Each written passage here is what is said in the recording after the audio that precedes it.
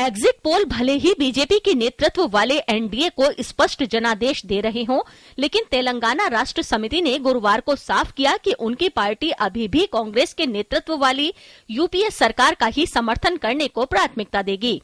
TRS के प्रमुख के चंद्रशेखर राव की बेटी और पार्टी की नेता के कविता ने कहा कि टीआरएस चुनाव नतीजों के बाद एनडीए से हाथ नहीं मिलाएगी, क्योंकि उसका मानना है कि केंद्र में धर्मनिरपेक्ष सरकार बननी चाहिए। We are not interested in going with the NDA. We will back up the third front, and NDA particularly we have few issues.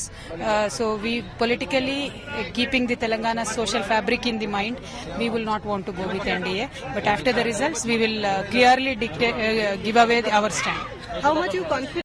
इसके अलावा AIADMK की तरफ से भी बीजेपी को झटका लगा है। बुधवार को बीजेपी को समर्थन देने वाला बयान देने वाले पार्टी नेता और राज्यसभा सांसद मलयसामी को जयललिता ने बाहर का रास्ता दिखा दिया है।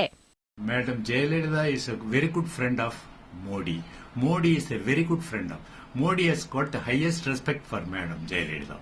सो both are acceptable with each other. There is no permanent enemies. There is no permanent friends. So today I may take a stand. Tomorrow that whole situation may change. Jayalalithaa से बीजेपी को भले ही निराशा हाथ लगी हो, लेकिन पार्टी ने तमिलनाडु में उनके धुर विरोधी करुणानिधि की डीएमके से समर्थन की उम्मीद लगा रखी है। हालांकि इस मामले को लेकर डीएमके ने अपने पत्ते नहीं खोले हैं और बीजेपी के साथ जाने की बात भी नहीं की है, लेकिन बीजेपी टकटकी लगाए उनकी तरफ देख रही है।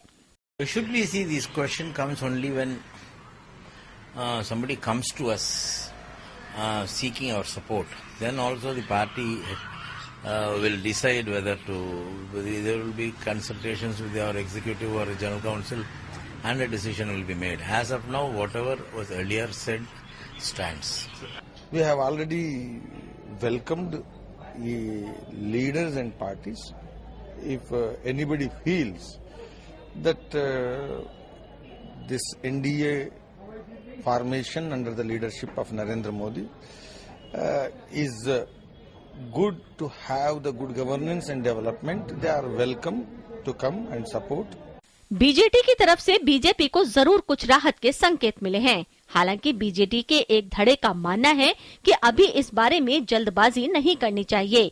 वहीं ओडिशा की स्थानीय बीजेपी इकाई का समर्थन के मामले में कुछ और ही नजरिया सामने आ रहा है।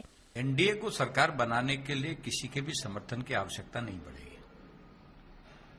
और जहां तक उड़ीसा के विकास का सवाल है, भारतीय जनता पार्टी दूसरों से ज्यादा चिंतित है उड़ीसा के विकास के लिए, और अब भारतीय जनता पार्टी ने अपने रुख को अपने मैनिफेस्टो में बहुत साफ साफ कहा है। नहीं, मेरे को नहीं लगता कि सरकार बनाने के लिए हमें आवश्यकता पड़ेगी। अब साफ है कि 16वीं लोकसभा के नतीजे आने में अभी कुछ घंटे बाकी हैं, लेकिन सभी पार्टियां अपने गुणा भाग में लग गई हैं। लेकिन कौन किसके साथ जुड़ेगा या कितनी दूरी बनाएगा, ये अंतिम नतीजे आने के बाद ही तय होगा। News night desk, GT news.